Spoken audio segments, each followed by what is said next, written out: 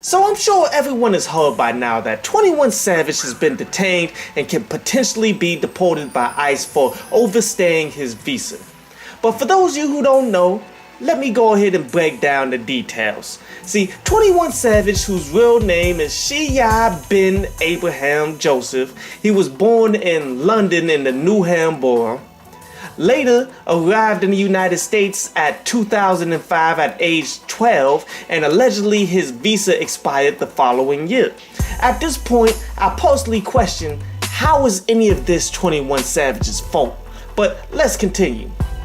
Where things become clear that this is a publicity hit is where 21 Savage had a federal drug charge back in 2014.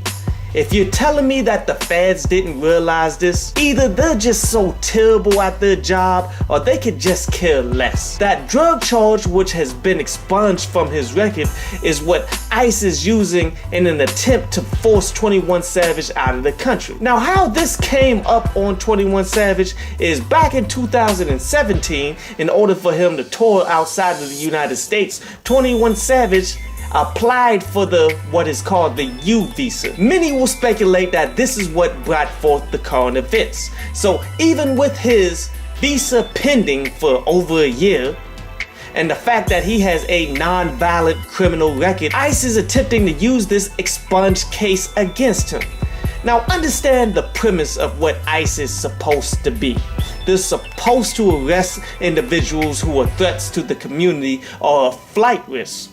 Clearly, if you follow the Trump administration, they simply don't abide by this, as ICE is just used for political agendas. But think about this. A case that should not even have been known by authorities was used 5 years after the fact in order to punish someone. In a time period where actual rapist Harvey Weinstein is having many of his cases quietly dismissed when there are actual victims coming out against him, but yet illegal evidence at its best is being used to ruin a man's life. 21 Savage, who has lived the majority of his life here in America, how many people do you think he knows in London? As a child, how should he be expected to maintain things like a visa? This is clearly just a hit piece to destroy 21 Savage. So as the news was released that ICE detained 21 Savage under these circumstances, Twitter did what Twitter does best: slander with comical images. And I'm not going to deny that it was entertaining to cycle through the images, but things got real as the outsiders decided they wanted to weigh in. People like Tommy Lauren, who use news like this in order to disrespect and criminalize black people. Also Demi Lovato, who simply stated that she's enjoying the slander only for that same fire to be at her feet. See, what people don't understand is that not being serious is the coping mechanism of our people. This is why kids without the best attires and the things that people equate to status tend to be the best roasters in the schoolyards. Yet never forget that we can clown each other because it's in terms of comedy. But we recognize you people who involve yourselves just to trash our culture, to use us for your agenda, or really just don't care about us. See, these people are going to act stupid as if they weren't trying to be slick, but we, the culture, can see through you like glass. Yes, Twitter went in on 21 Savage, but it was an understanding that this situation isn't cool or funny.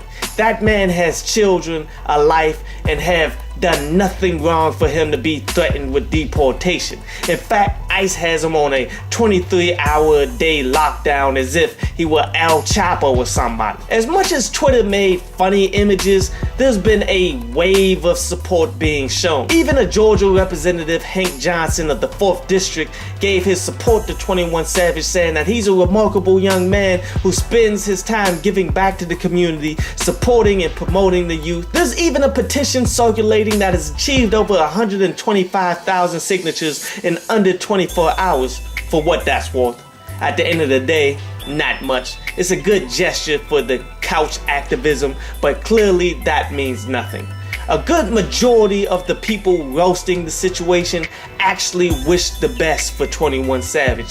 So you suspected white supremacists can ride out of the entire conversation. No matter how you feel about his music, 21 Savage is being a victim of a gross overreach by a government trying to use him as a political statement. Don't be shocked if you hear more about this as the political season continues for 2020. Hopefully, justice will be solved here and 21 Savage will be able to continue his life as he did before people knew of his origins. See, I'm originally from Pittsburgh, but I've been living in Charlotte for over half of my life. I'm recognized, accepted, and have roots in Charlotte. Charlotte is my home, much like how Atlanta is 21 Savage's home. It's unreasonable and unfair to believe that he could just be deported from his home after living most of his life here. And seeing as though people only care about this so that they can make a political statement for the moment, the residual effect of this will haunt him possibly for the rest of his life. A pointless hit piece that his entire family will have to suffer through. All for what?